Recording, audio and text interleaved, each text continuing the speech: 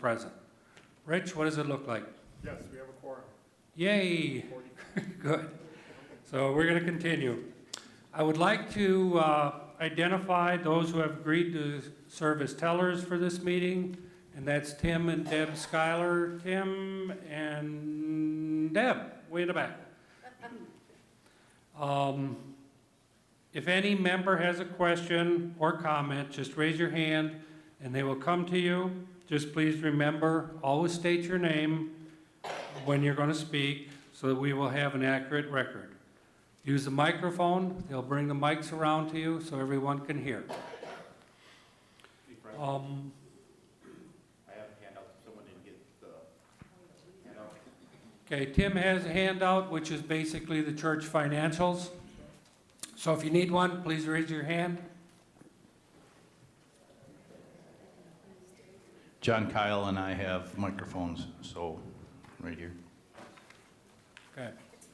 Thank you, gentlemen. Also, according to Article 8 of our bylaws, all meetings of this church shall be conducted according to Robert's Rules of Orders.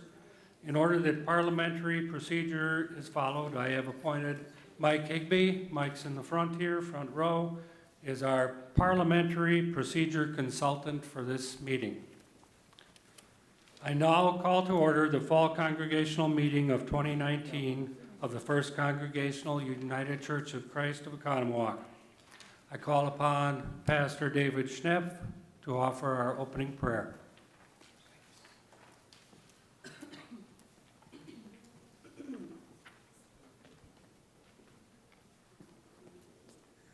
Will you bow in prayer with me, please?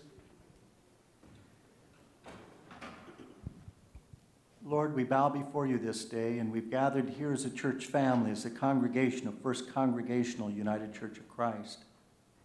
We ask that through your Holy Spirit that you be present among us and with us now. Lord, help us and lead us as we look into the future. Help us to discern where you call us to serve. And may we be a faithful witness, bringing light to the dark places in our world. For it's in the name of the Christ that we pray. Amen.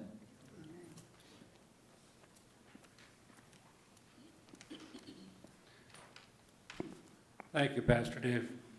I now call upon Jim Natalizio to give us an update on the church financial situation. Hey, Jim. Well, everything is going according to plan, so there's really no update. Expenses are right in line, and giving is right in line. If there's one thing that would be a little concerning is that pledged income is going a little bit behind pace that we would expect. And you might be looking at the financials saying, hey, we're at 75%. September is 75% of the year. But if you recall, we get a lot of pledges prepaid at the end of the previous year and annual payments in January. So we start out the year way ahead, and then slowly the things should come together, and ideally, it would hit right in December, that you'd be right at 100%. Well, the fact that we're at 75% already means that you could be dipping a little bit behind. Now, a couple things go into that. Summer's usually slow, and people sometimes catch up with their pledges in the fall, so hopefully that is what takes place here too. And if you also look at unpledged, that's ahead of schedule. So nothing to be too concerned about right now, but it's getting a little close. Any questions? All righty, thank you. George Muller. One sec, George. Almost made it. Yes, it's George Muller. I guess I heard what you said, but I'm a little startled that we're almost 70,000 behind in pledged income from where we should be. That's I mean, to me, annual. That's the annual budget. So we're at 75%. So that's again. oh, no. I'm sorry. Yeah. Okay. Okay. Our budget's 283. We're at 214. So Correct. I'll shut up.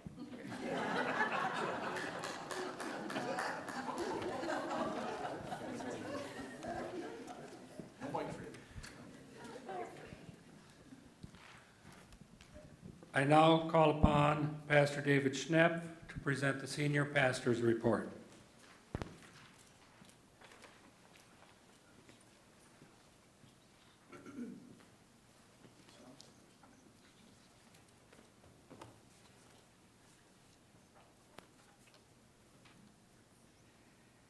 On a personal basis, 2019 has really been a year of change for our family. I've seen my dad, whom I'm close to, move from his condo into an assisted living facility and continue a downward spiral into a memory care facility due to the effects of the Parkinson's that he has. Earlier back in March, we celebrated the wedding of our daughter Rachel to Jeff. That evening went by so quickly. And presently, we wait for December the 7th, when our oldest daughter Abby will be married to Patrick King in Louisville, Kentucky. It's been a year of change, a lot of change for us. 2019 has also brought challenges and change to our church family. The families of the Langers, the Millers, the Olsons, and the Vercaderans all experienced loss from the time that we last gathered as a church family. We extend to them our prayers of love and support. In June, I volunteered and attended the General Synod in Milwaukee on Friday the 21st and Saturday the 22nd of June. It was fun to reconnect with old friends that I saw there that I had not seen for a long time. Also, I learned a lot firsthand about the workings of our United Church of Christ on the national level. You never know when you plant some seeds what might pop up or grow. One of the highlights for me was this fall at Oktoberfest, when Amanda, who is a young lady who has Downs, came up to me to say hi and offer a great big hug as only Amanda could. She was a participant in our top soccer program and was excited to see me, and she also asked about Coach Dan, if he was there, because she wanted to tell him hi also. That's Dan Maloney. It gave me an opportunity to talk with her family of her parents and invite them to church, to come back and to worship with us. One of the requests that was made by some who attend the first worship service, or the earlier one I should say, was a request to have the hymnals so that the people who sing, who want to follow the notes, can do so out of a hymnal. One family has promised to donate the hymnals, and they will be kept on a rolling cart out by the front doors where you can pick up a hymnal as you walk in, and you can put one back on the cart as you walk out. The hymnals that we chose were ones that we've used quite often, but after contacting the publisher on several occasions, we've learned that they're currently out of print. The latest that we've been told is they will be here the middle part of October or early November, so we're looking anxiously for those to arrive. I've formed a membership committee of volunteers who help me grow our congregation. Presently, we're working on creating a map that hopefully we can put out in Fellowship Hall with pins on to show where our members live. And this, I think, will be interesting to see, but it will also show us the areas that we need to work at in order to attract visitors to come to our church. Because one thing I've noticed in our trends is that we do a good job of bringing those who visit our church in as members, but we just don't have as many visitors. So we need to work on advertising or encouraging or inviting people to come and to worship with us. That will be a key piece of our growth in the future. At an earlier staff meeting, I challenged our staff to be good stewards by cutting our financial costs of our church. I'd like to say a word of thanks to Tom Stone, who operates a sound and visual booth and has turned down a salary and continues to do his work as a gift to the church. Thank you, Tom.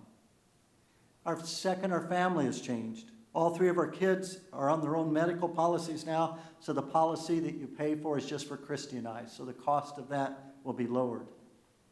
Cindy Wellman, our bookkeeper, has been paying our bills electronically instead of writing out a check. We estimate that we save over $1 per check by the time you count postage, the cost of the checks, and the time to write them, the time to sign them and approve them, and so forth. And so we will be writing approximately 572 less checks this way, and that will save $572. Also in the bulletin, this square here at the top, it says no matter who you are or where you are in life's journey, that used to be in color. By changing it to black and white, we can print that page as black and white and not as a color print. And that reduces the copying cost of that one page from a dime down to below a penny. That may not sound like that, but if you print 200 bulletins times 52 weeks a year, that's a lot of copies. And that saves over about $572 a year just by changing that type from color to black and white for that one page in that. We also tried to kind of add things up together, and I think that as a staff, we've saved the church over $10,000 by making small changes like this. So we're doing our very best to be good stewards for all of you and for our church family. During this last summer, we received a large, generous gift of over $102,000 for our church. The donors requested that this gift not be used for the parking lot and not be used to set up a scholarship. And so I've worked with the donors to make a list of projects. The leadership team and the administration team approved a small committee to expedite the approval process for these various projects. As part of these gifts, I hope that you will take time to walk around the different parts of the church building. We painted the atrium, repaired the walls which were damaged from a leak from a long time ago. We have sanded and varnished windows in the church office and music room and in other places in the building. The floor in the music room has new carpet along with the area above the stairs. Vinyl treads have been applied down on the stairs in both of our stairways, and also the hand railings and the walls have been painted. The music area has new furniture. The elevator doors have been painted. In addition, there are other projects that I'm failing to mention, such as the white chairs that are so pretty now in Fellowship Hall that I'm certain that you've seen. We wish to thank the family who generously donated this gift that has improved and maintained our church facility. Their donation has allowed funds that would have had to go to these projects to be used in other areas in the life of our church. Our congregation is very blessed to have members who use their blessings to help us as we glorify God. Our focus has moved away from the church building physically towards focusing upon the inward church building of how we function. On September the 22nd through the 24th, Dr. Stephen Goodwin conducted an evaluation to help us discover how we can grow our congregation. He began by reading about 12 different documents that he requested. Examples include our bylaws, a newsletter, our long-range planning report, our church history, and pieces such as those. On Sunday, September the 22nd, Steve came to worship and attended both services, and he made notes on both. And then on Monday and Tuesday, he sat and interviewed approximately 10 people. Dr. Goodwin asked a series of questions and then listened carefully to the responses. He also attended a meeting with our church staff and then later attended a meeting with our leadership team. All three of these parts helped form his evaluation recommendations. All of his findings were compiled and sent back to the church in an approximately 30-page report. In summary, Dr. Goodwin described our congregation as being stuck. Some of the most significant areas which were described as needing improvement included a lack of a vision statement, that we have a mission statement, but we really don't know what it is. We don't have a clear understanding of the 6 norms that we operate by as a church. All of these are pieces that affect the direction of our church. Dr. Goodwin also suggested that due to the scars in the history of our congregation, that we need to develop the tools to talk respectfully about issues that divide us. That we may not agree in the end on issues, but we must learn how to talk in respectful ways and to learn new tools to process those types of issues. It's my request that a small project team appointed by the leadership team be created in the near future to look at the results of that evaluation in detail and to help map out ways to accomplish these goals that will strengthen our church. As we look at the year 2020, it seems strange to me to say 2020 already. In the future months, we'll continue to look at ways to improve the broadcasting of our worship services. First-time visitors no longer look through a newspaper to decide which church they want to visit or to attend. They go to the website, they listen to a service that's posted there, and it helps them to make that decision. And so your website presence is critical to the growth of your church. We'll look at the broadcasting of it, and we will be improving some of the microphones and adding some so that what you hear on that broadcast is what you hear out in the pews, instead of hearing one singer, one speaker, one instrument, where the sound is not as good. And so we'll be trying to improve the quality of what we share with those outside the church. In addition, we have a beautiful website, but it's tired. It needs to be updated. And we'll be looking for a professional design team to help us with that. We'll also be looking at ways in which we can construct it in ways that will receive more hits, and our church will pop up as people search for a United Church of Christ or for a church to visit in that. Our worship schedule with the 8 o'clock and the 10 o'clock, you hear folks at the 8 o'clock that don't stay as long after it ends, and those who come at the 10 o'clock, and so we have people that are not seeing each other as much. Starting in January of 2020, I volunteered to offer a class from 9:15 to 9:45 entitled Step by Step Through the New Testament. This class is simply for beginners. This is the text that we'll work with. It's more of a devotional book. It's got exercises for each day. It'll take you completely through the New Testament and share some things and help you to understand the scriptures better as you read them on your own back at home and also here at church. It's a wonderful course. I've taught it before. It's a course that is it's for beginners. And that if you want to learn more about the Bible, come and join us on Sunday mornings. And that's a way in which I hope that we can kind of reconnect the people of those two services together. At our January congregational meeting, coming in a few months, it's my hope to offer a vision of a major project for a congregation. I hope that you'll find this project an exciting challenge for a congregation and that you'll be willing to participate in any way that you can. I'm currently working to finalize the details of that, and will present this new vision in January. So please plan on attending with an open mind and an open heart. We can make a huge difference, I believe, in our community of Oconomowoc. In closing, I want to thank each of you, and more importantly, I want to offer my thanks to God for this tremendous opportunity to serve you as your senior pastor. I also wish to thank Christy and our family for their constant love and support. May all that we do and say, friends, be filled with fun, excitement, and humor as we serve our Lord in the year to come. Amen.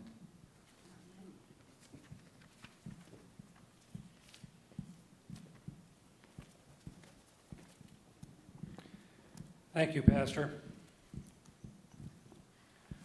I now call upon our Director of Youth, Amy Trua.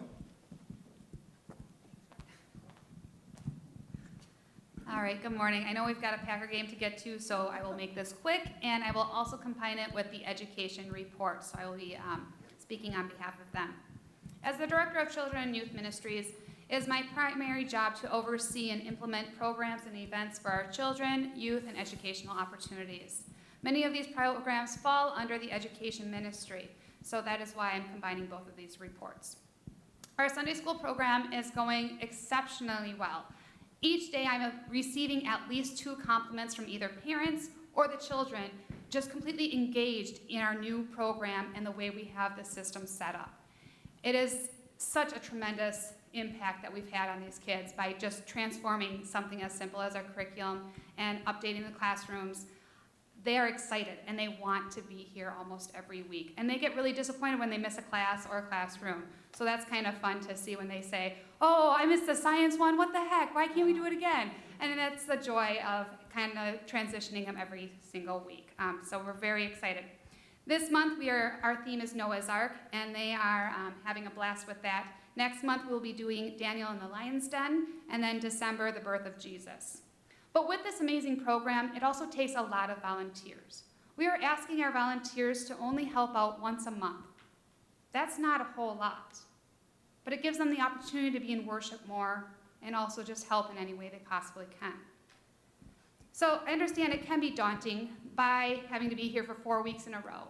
But if you can't be here for 1 week, that's fine. That's not a problem. We have substitutes, and I really love jumping in and being able to be one of those substitutes to work with the kids in the classrooms. So I love being able to fill in for teachers when they can't be here. What it means to be a lead teacher is you are implementing an activity for a specific room for all different age groups. We have an art room, we have a game room, we have a story, and we have a STEM or discovery room. Everything is completely done for you. The lesson plan is written with exactly what you can say to the kids. The whole activity is put together for you. All you have to do is read it ahead of time, and then come in and just do it with the kids. And let God just guide you, because that's truly what happens in these rooms. And it is a beautiful, amazing thing that's happening down there. We also have people that float. And those are people who, say a kid needs to go to the bathroom, or say a teacher needs an extra supply. Those persons just walk the halls to make sure the halls are safe or there needs to be assistance anywhere. So we need volunteers to be floaters as well. And we also have shepherds. And that is a consistent person that stays with the age group. Especially with the 3 to 5-year-olds, it's important to have a consistent face each week. And that's what the support or the floater or the shepherd is, their primary job is to do. Now with that being said, we are in need of volunteers to help continue to implement this program. For November, we need a 1st and 2nd grade shepherd and a floater. December, we need someone who would be able to implement our story, our game. And again, we'll need a floater and a 3 to 5-year-old shepherd. So if you think or have any inkling that this might be a possible opportunity for you, please come and see me and sign up today. It truly is an amazing experience to watch these kids and to learn with them. On October 10th, an email was sent out to the entire congregation from our education ministry. Due to the lack of children in the nursery age group and of the members who attend, they have decided to forgo our nursery downstairs. It's not that it's gone forever, just right now. We will constantly revisit this as we get more families of children in the birth to 2-year-old age group.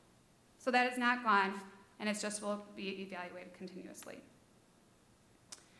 We are in October. Christmas is right around the corner, and I know we're seeing it up in the stores. So I'm already working on our Christmas services. I'm so excited to work with Rebecca Seymour again to give you guys another amazing Christmas pageant with our youth. I will be assisting her, and it will be held on December 15th during the 10 a.m. service. Rehearsals will be held a little differently this year. We'll be holding them Sunday after church just for main characters, and then Saturday the 14th will be for everybody as we run through the entire program. And then we're excited to present it to you guys. We'll need some support for this as we are kind of implementing something new. We'll need someone who would be willing to help serve our lunch for the kids. So if you're interested in doing that, please let me know and mark your calendars to be here on December 15th. I'm also working with Pastor Dave and Luke and everybody else as we get ready for our family service on Christmas Eve. I'm already running into Dave's office almost every day. Dave, I got a new idea. I got this. Let's try this. So it has been fun, but we're already kind of starting to see some Christmas outages. But it's going to be a great year, and we're really going to implement our youth and implementing our 4 p.m. service. So I'm really excited to see how this comes together, and I hope you guys are as well. Our confirmation program. Pastor Dave and I are also leading our confirmation program. This year it's a little smaller, and it's actually pretty cool. We have 2 kids, and it's awesome. I love it. And we've never been able to take the kids out for lunch. And we actually got to go and have lunch and really have deep, in-depth conversations with them. And we can't wait to watch them blossom and learn more and dive deeper into their faith. And by having 2 kids, people are like, well, that's not a lot of youth in there. What the heck? That's okay. We're also going to have youth ambassadors that are coming to help implement some of the activities that they do with the kids. So then there are some other youth to help give some words or some advice or anything like that. So we're really, really excited for our confirmation group. Another part of education's opportunity is we send out young adult care packages to people who are post 4 years of high school. So basically our college kids or kids who are young adults. We will be sending these care packages out on November 12th. If you would like to donate any type of funds to this, that'd be greatly appreciated. We used to send care packages with a lot of goodies and stuff like that, but the cost of shipping is astronomical. And for what the items are in the package, we're paying way more just to send the package. So this year we're going to send them a Christmas card, a letter from Dave and I, and then also a gift card from the congregation, just to let them know, hey, here's a hug. We still love you. We still miss you. Come visit us. We're here for you. So please, if you'd like to, there's out on the script table, there's a box that you can put your donation in there. And finally, education is also supporting the women's standalone studies, which are offered about twice a month, and those are published in branches, weekly announcements. These are great opportunities for adult education to happen. And they will also be supporting Pastor Dave in his new Bible study in January. So another group that I get to work closely with is our mission ministry. and I get to help them plan their mission trip. And it is so fun. And this year, for 2020, our high schools will be heading to Virginia Beach the last week in July to help with the seniors and the homeless. They will be doing a lot of construction-based projects, so we're very excited for this opportunity. We have almost all of our chaperones filled. I think we're looking for one more male, and that's it, and I'm sure that will be filled quickly. But the kids are ecstatic and cannot wait to go. So we're very excited for that. We will have some fundraising opportunities. We're waiting on some approval from leadership for a new one, and we can't wait to open this up to you guys after the first of the year. Sorry, that was a lot, and it was fast, but any questions? All right, good, thanks. Amy? Oh, yes. I think you are doing one awesome job, lady. Thank you. One awesome job.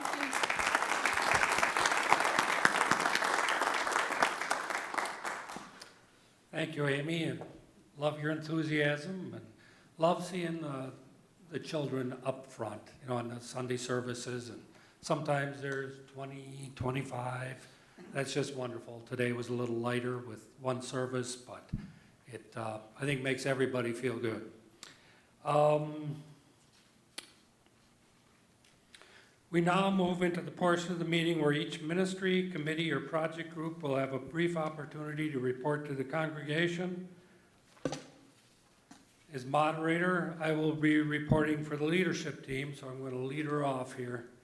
The leadership goal for 2019 as presented in the annual meeting is to continue to support and hold accountable each ministry and the goals they set as First Congregational UCC of Oconomowoc as we move forward to nurture healthy growth and increase participation in the life of the congregation.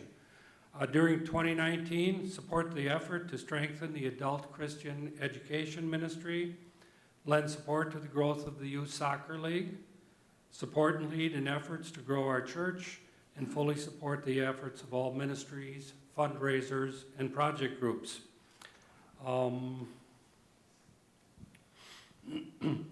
In Pastor Dave's report, he covered, I believe, the development of the youth soccer and how that's going, and it's improving and more participation, and it's good. It's great to see the kids out on that front lawn. Gives us exposure as people are driving by, so that's very positive. Dave has covered one of the things that came up with looking at the service and the service times, and Pastor Dave covered it, was trying to come up with something to bring the congregation together in that hour, and I think we have that coming with the study that he's going to be presenting. One of the things that's come out recently has to do with text giving from our treasurers. And we started offering text giving, was it January or so of last year, I'm going to say. And it's an alternate way of giving using your phone, and people, younger folks and millennials tend not to have a lot of cash in their pockets, and they want to still give to the causes or the monthly fund that we have, and it's a way to do that. Unfortunately, we haven't had a lot of response to that, and it's kind of a pain in the butt for the treasurers to keep track of it.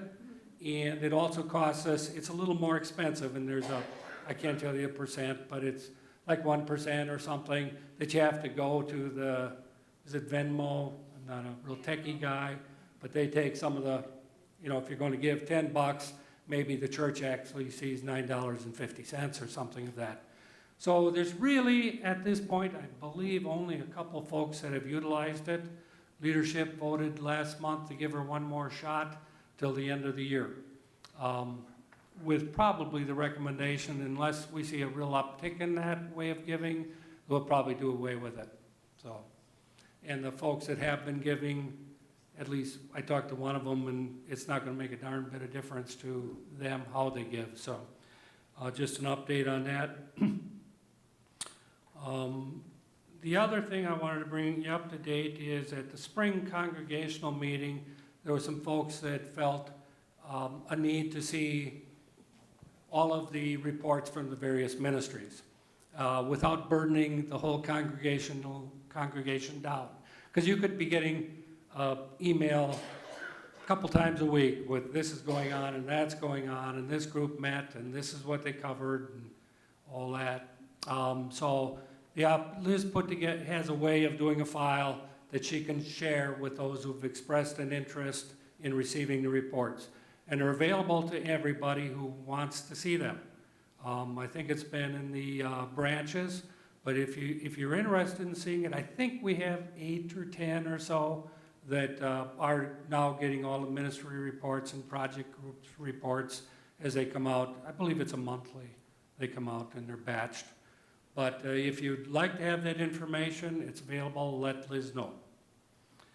Under the umbrella of the leadership team is a nominating committee, and they'll be starting their work, working towards filling up all the ministries for next year shortly. In November, typically, they start asking folks to step up. But if there's something you'd like to serve on, see Deb Groskopf or Barb Rux, and there's a couple other folks on that committee. But please volunteer and step forward when asked if you can.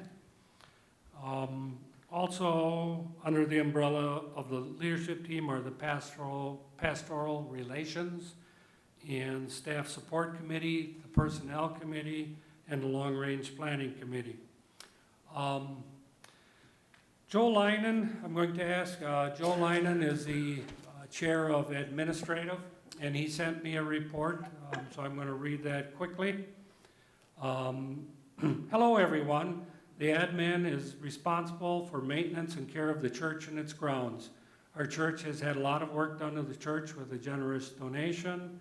We received new chairs in Fellowship Hall, new carpet and/or paint in our music room and downstairs.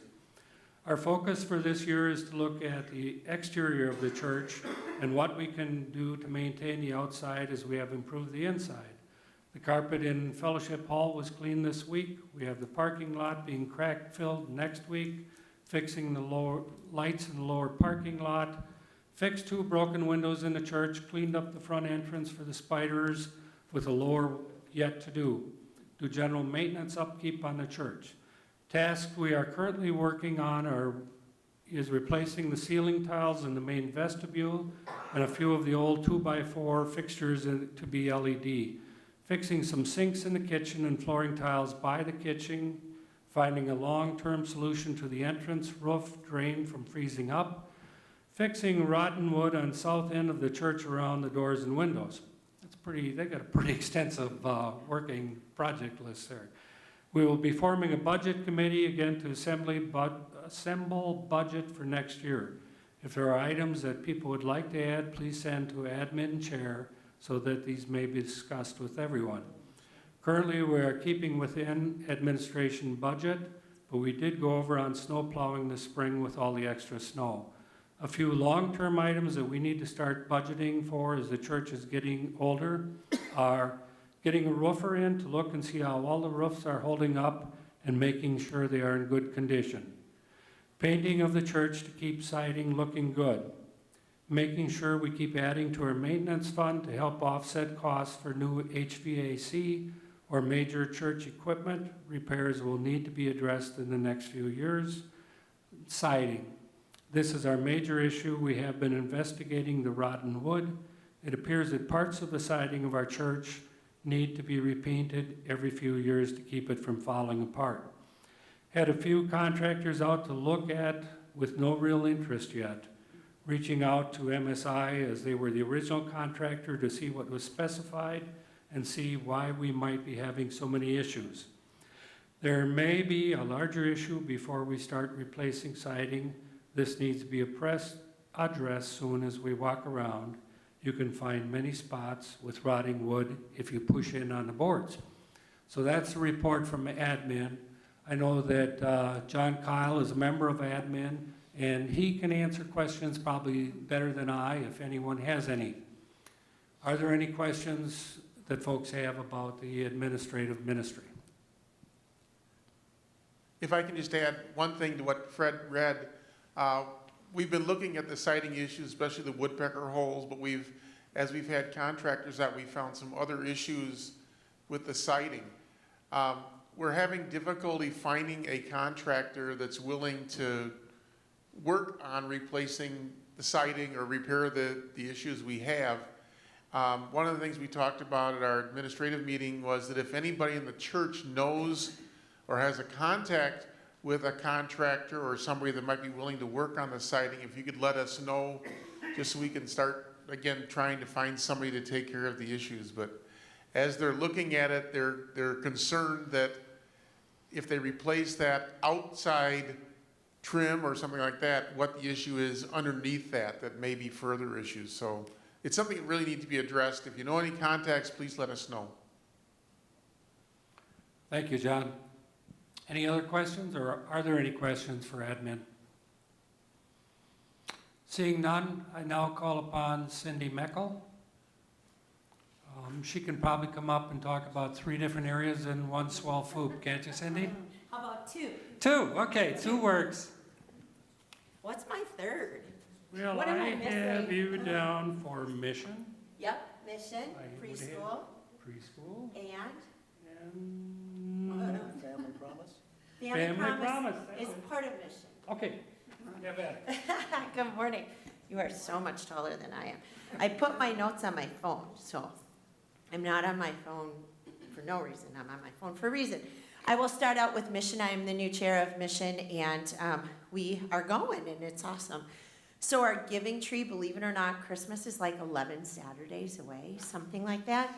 Our giving tree will go up in Fellowship Hall on November 17th, so you can take tags, because tags will need to be back early December. We are going to have tags for families, we're going to have tags for seniors, and we're going to have tags for gift cards. So and Head Start kids, $10 gifts for our Head Start kids. So that's new this year. So there'll be a wide range of donations and things that are needed. So please take a tag starting November 17th, which is just around the corner. How did that happen? Next is singing collections. Every week when we do a special collection, we have assigned them through next year, which is good, so we're all set with that. Habitat for Humanity, we worked a few weeks ago on an existing house. I had no idea Habitat does existing homes, but we went out to Juneau and helped an elderly gentleman with painting his house, cleaning up the yard, and tearing down a shed. And then November 9th will be our next Habitat Saturday, and there's a new way to sign up. So in the weekly announcements, there's a link to sign up for Habitat now, and I did that the other day, and it's super easy, and then they check to make sure you're on their list. You have to put your birth date, your address, and your email, and all of that. So November 9th is the next day. I believe we're going to be in Hartford working on new construction in November, so check that out.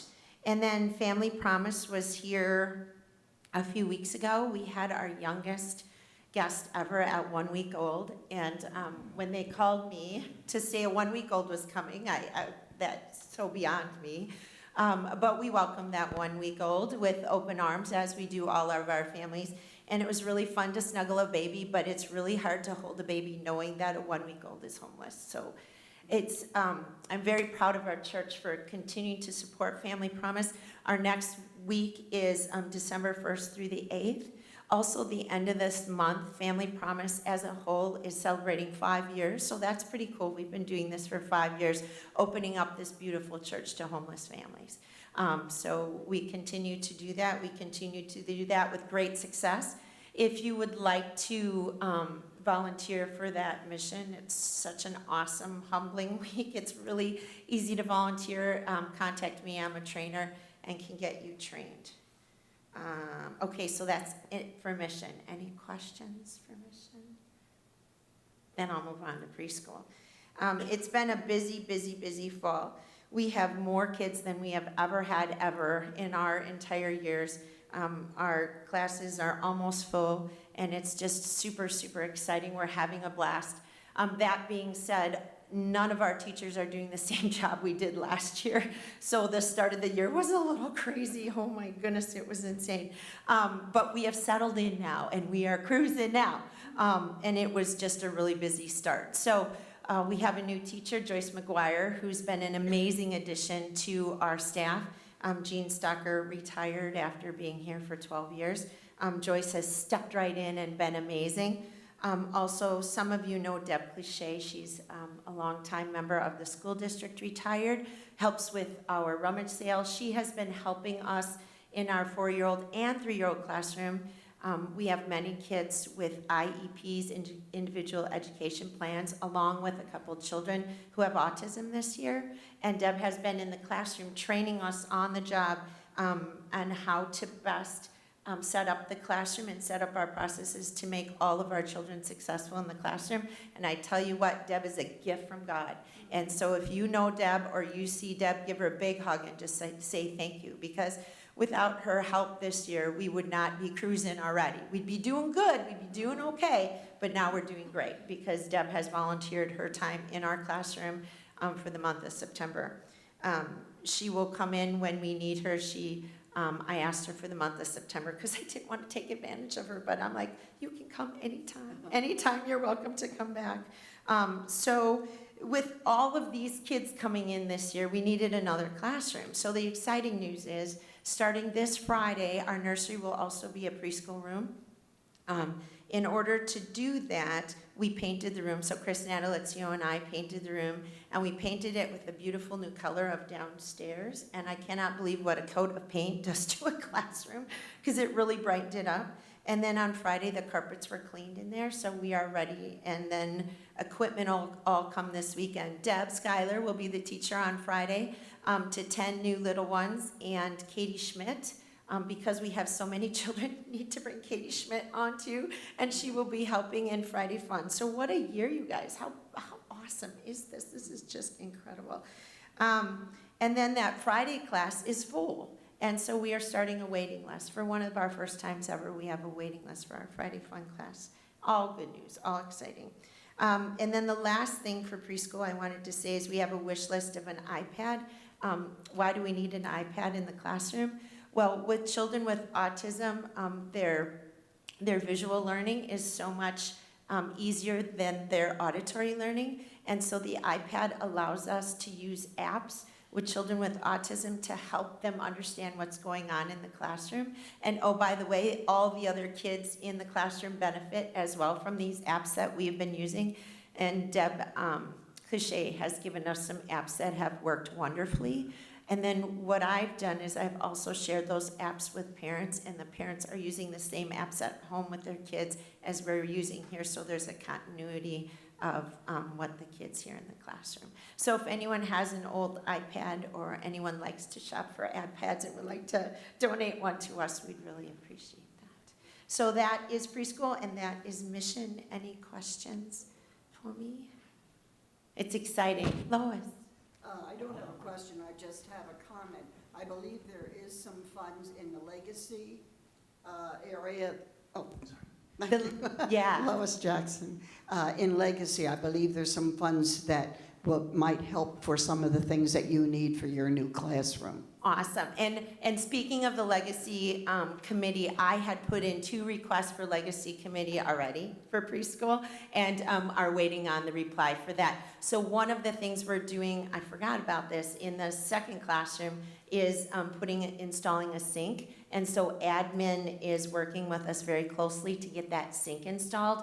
One of the families who has the daughter with autism donated $1,000 to us last year because they're just so thankful for what we have done for their daughter.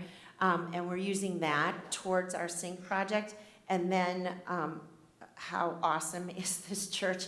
Another donator came forward and heard we were doing this sink project and handed me a check for $1,500 to cover that sink installation. And then I did a request for Legacy for some other stuff that we are looking for. It's amazing, once you add more children, the stuff you need. you kind of forget about that when your numbers increase by 50% over last year. There's a lot of things that we needed. Wow, believe it or not. So any questions? Thank you, Lois. Might have another suggestion. But Legacy is probably like, really, again, you? Please. All right, thank you. Thank you. You're welcome. Thank you, Cindy.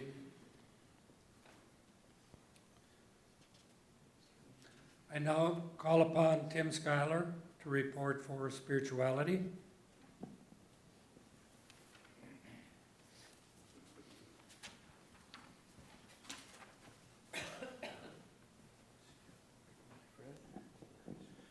Good morning, everyone. Again, I'm Tim Schuyler. I'm the chair for Spirituality Ministry. Again, the mission of spirituality is to continue to support the spiritual and temporal welfare of the congregation. This fall, we started off with our finalized format for the two services, with the 8 o'clock and the 10 o'clock service, with sort of finalizing the details of how the connection service goes at 10 o'clock. I hope that those that are attending either service are enjoying the format and the services that are being provided. Through a gift, and Pastor David mentioned it, there are hymnals that are being purchased for the traditional service. There are many people that enjoy looking at the music at the same time as singing, and having the words up on the screens is not necessarily adequate. So through that gift, hymnals are going to be purchased. They are currently on back order, as Pastor David mentioned, but hopefully will be here soon. We are quickly moving into the Christmas season, as everyone has alluded to. We'll be looking for support from the congregation through Advent readers, as well as, in preparation for the decorating of the church and for the Christmas services that will be coming up. That's really all I had around spirituality, other than I wanted to talk a little bit about Rocktoberfest. So Rocktoberfest doesn't really fall under spirituality. I've just had a lot, myself and my wife Deb have been heavily involved in it this year, along with Amy and a host of volunteers. We had over 50 people volunteer either through their time or through donations to help support Rocktoberfest. For those that don't remember, this is a combination of the Craft Fest and Godstock. For those that weren't there, the weather was nice until about 2:30. The rain at least held off for most of the day. We were able to get the bands through, and they had the opportunity to play. It was a really nice day. The vendors that were here enjoyed themselves, the people that were coming here. We had a lot of foot traffic through the church. A lot of people took advantage of the great food that was being offered and the chance to sit outside and listen to the music for the various bands that were here playing Christian music for us. We had kids' activities, and it was sort of a challenge though this year, timing of things. There's a lot that goes on in the summer, and so when you have a lot of events, trying to plan and bring two events together, a little bit of a challenge, but I think it went off very well. At the end of the day, when all the receipts are in, we're probably going to clear around $4,500. If you look in the budget, $6,500 was put in there for Craft Fest, and there was a line in there put for $3,000 for Godstock. Godstock has never been a financial generator. That was always an outreach program. So we are, if you combine those two together, we're 50% less of what was projected to be earned. All in all, I think as a congregation, we'll have to think about what the future of Rocktoberfest is. Are we looking to have a combined event where we do more community outreach? Obviously, having the crafters here helps bring people to the church, but there's possibly more things that we could do to help promote the church while that event is going on. So that's all I have, unless there's questions. All right, thank you for your time.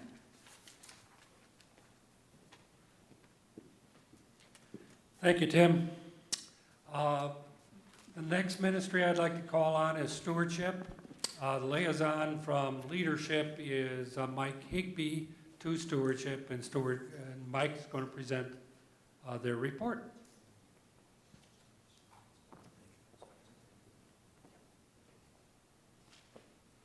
Okay, thank you. Bonnie couldn't be here today, so as a liaison, I'm reading directly from Bonnie's notes. The Stewardship Ministry consists of Chair Bonnie Lagerman, members Tom Stone, first day with the new lips, Sue Maloney, Chris Moll, Carol Mulder, Mike Harrell, and administrative liaison Mike Higbee. Leading the congregation to shine, and I think everybody kind of caught the theme today.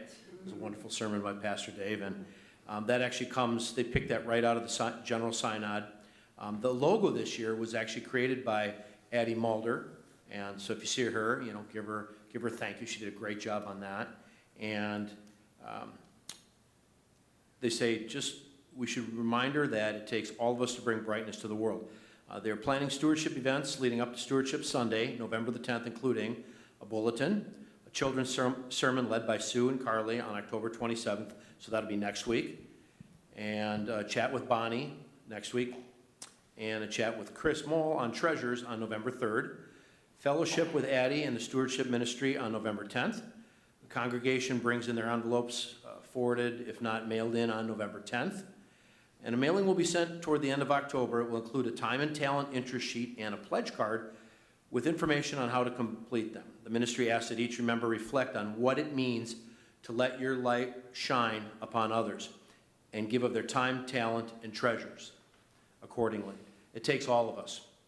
The Stewardship Ministry oversees the Legacy Committee, which consists of memorial funds typically given when a person passes, in the endowment fund, the form of an annuity that helps to offset the operation of the church through earned interest. Recently, ministry and committee chairs were encouraged to submit their needs to the Legacy Committee chair, and the committee is working to approve those requests. We've had a productive year so far, and Bonnie says thank you. On a personal note, I'll preface my next comment with the fact that I've missed a few meetings here and there over the last decade as far as congregational meetings. But as I look upon everybody out there right now, it's kind of striking how many people are here or lack thereof. And I always pray on that, and I wonder what it would take to get more bodies in the seats for one of these meetings, because throughout the year, we receive a lot of questions and comments that are well thought out, and a lot of those are private comments, and then I don't see those individuals here. So, you know, I kind of struggle with that sometimes. I know we're all busy, and I know the Packers are on, and I'm holding you up right now. But Packers will be here next year, and I really think that if the folks in this audience right here would take a minute to maybe ask some of our friends who were here earlier and then took off, hey, you know, why don't you stick around? Because, you know, this kind of affords me some perspective on what goes on all these committees, because everybody's working really hard, and we're all here for the same thing, is to make us grow and benefit the community and worship Christ.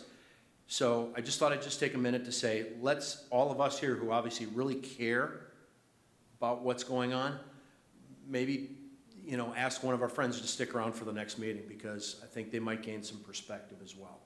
Thanks.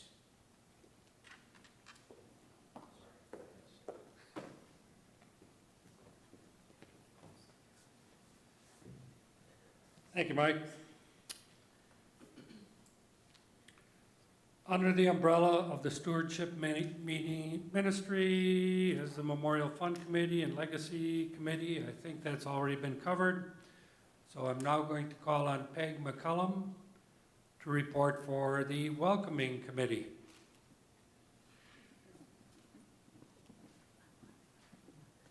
Coming down the runway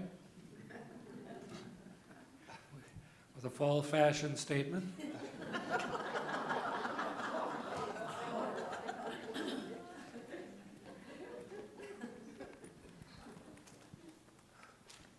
It's a good thing I like you. I'm Peg McCollum, and I am the chair of the Welcoming Mission, along with Sue Durnford. I also have the best committee in the whole church. They work harder than anybody that I have. They're wonderful. Chris Kyle, Pat Evans, Elaine Ludwig, Sue Zajac, Lois Jackson, Lori Robbins, and Carolyn Frick. Right now, we're in the midst of getting ready to have a new member brunch on the 3rd of November, and we have about 15 people that are members who have not been to a new member brunch. I'm hoping most of them can be there. We will also be inviting a few members of the congregation to take part in that. Also, on the 30th of November, we will be decorating the church. And as many people as can show up for that, we really would appreciate it. Now, So often there's something else going on that day. Pastor, do you know if there is? I don't know of anything, Pat. Good. So we'll start right away at 8 o'clock in the morning. And some of us come the day before on that Friday and pull stuff out. So if you want to come and take care of that, that would be wonderful. We would really appreciate that. We also work with scheduling things like a fellowship hour and greeters and the welcome center. And I want to implore you this year, when you fill out your time and talent sheet, if you have not thought about it, would you please seriously consider helping with fellowship hour? We are a little short there.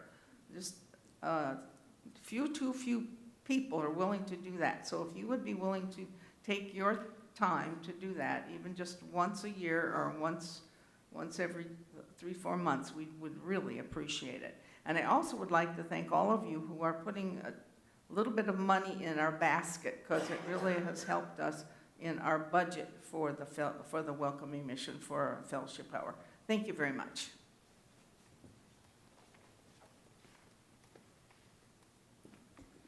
Thank you. Any questions for Peg? Okay, great. Under the umbrella of the Welcoming Ministry is a Caring Connection Committee. Does anyone from this group wish to report at this time? Okay. Under our Constitution bylaws, 2 auxiliary organizations have been established. They are Hearts and Hands Preschool, we've had that report, and Memorial Gardens Association. Does anyone wish to report for Memorial Gardens? George Moeller.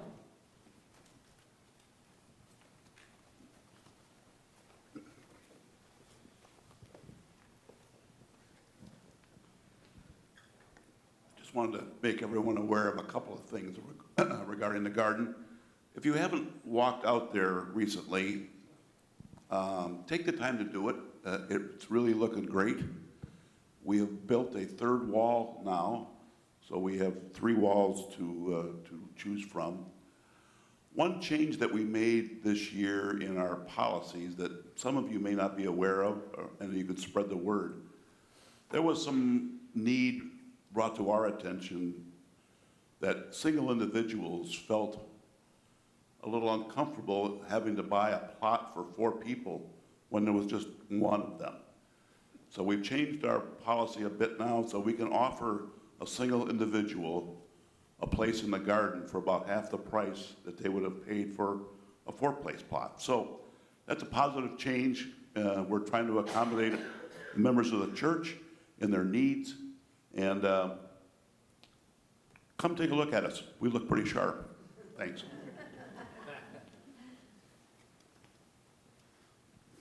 Thank you, George.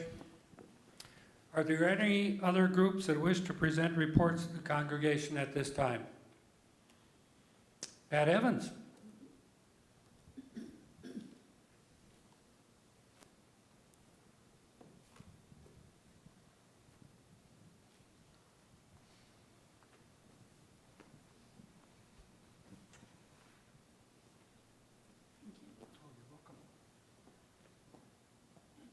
I'm here to report for the Personnel Committee. I've asked for your help over the last few weeks because we are in the process of doing evaluation for Pastor Dave. And we ask all of you to complete a survey for us so that we would be able to do that evaluation. You were kind enough to actually do that process for us, and we are overjoyed at the number of responses that we got. We received 92 responses from our membership of 405 people. So we really appreciate what you have shared with us. Evaluations are always a tough thing because we have to think about what our weaknesses and our strengths are. And we received overwhelming, joyful knowledge of what you feel is Pastor's strengths, but we also received information about how he could improve. And we will be compiling that and doing the evaluation on Pastor Dave. Just as a thought about this, when I was in the business world, Evaluations were part and parcel of everybody's job. We all were evaluated, but our evaluations weren't just on us. They were on how we could improve our organization around us. As a manager, and I had people who worked under me, I couldn't improve my performance unless those people provided good performance or could make improvements in their performance.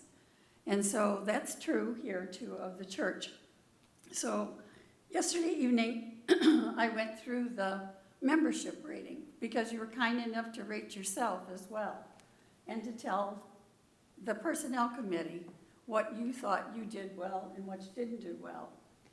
And I want to say from those responses that each of you should pat yourself on the back because you're doing a good job to support this church. But you do need to do improvement too in order for us to grow and to change as a church. So I just wanted to share with you some of the areas that you felt that you could do better at and to make that a goal for you to reach next year. So those things are get to know Pastor and his family personally, provide more volunteer services and hours, participate in programs offered, be more aware of Pastor's responsibilities and time constraints, acknowledge appreciation of Pastor's gifts and talents, interact with Pastor in a Christian spirit, provide positive feedback, offer solutions to problems, quell rumors and don't share gossip, pray for Pastor and his family, participate in strengthening the future of the church, and communicate patience as Pastor seeks improvements in performance. So I thank you for your time and letting us know what you think, and I just challenge you to let your light shine. Thank you.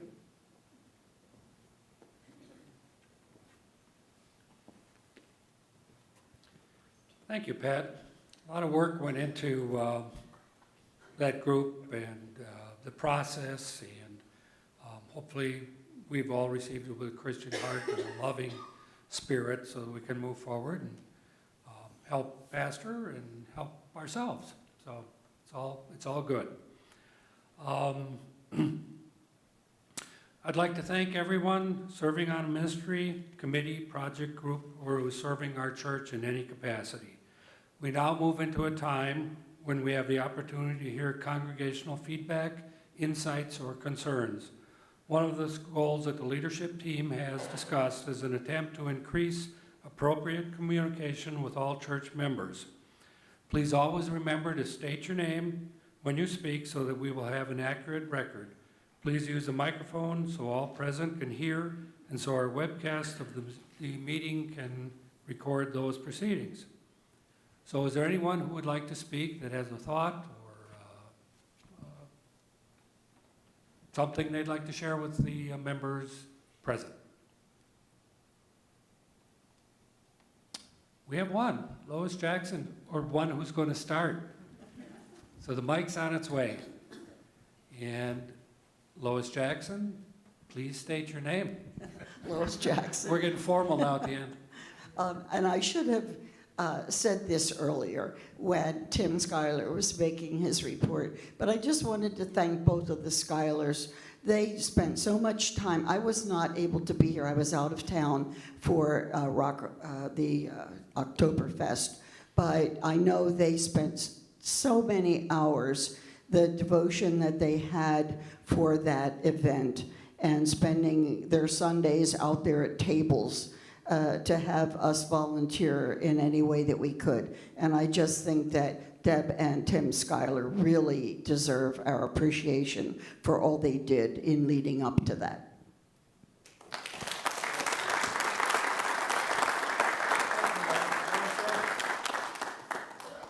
Anyone else?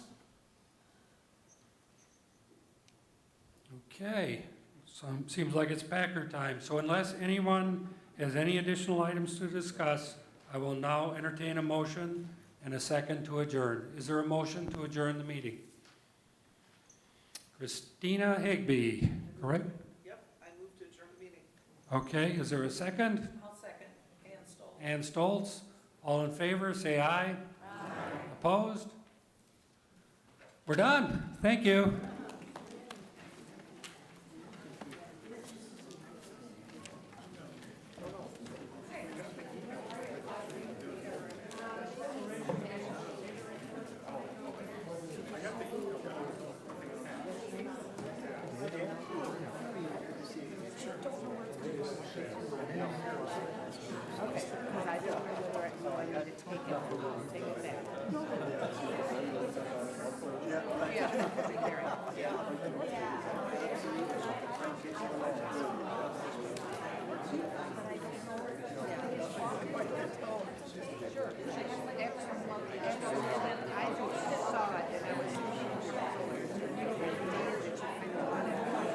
I didn't know if, knowing you. Yeah.